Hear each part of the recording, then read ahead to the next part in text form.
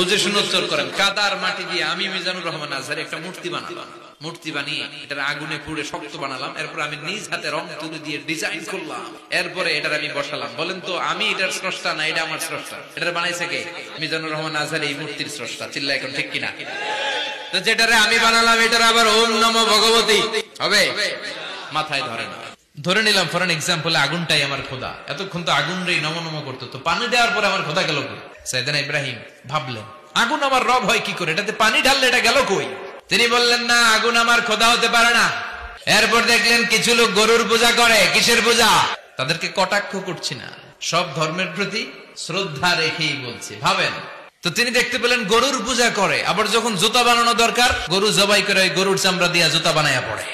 তো এইটারে খোদা মানে কি করে? খোদার গায়ের চামড়া দিয়ে জুতা, কত বড় বেয়াদব। পরে তিনি এই সিদ্ধান্তে আসলেন যে একজন মহা ব্যবস্থাপক আছে, একজন মহা নিয়ন্ত্রক আছে, যার ইশারায়, যার ইঙ্গিতে, যার অর্ডারে গোটা বিশ্বটা এক নিয়মে চলে। চিল্লা এখন ঠিক কিনা? আল্লাহর দেখে নাই কিন্তু পেয়ে গেছে সঙ্গে। সুবহানাল্লাহ পড়ে।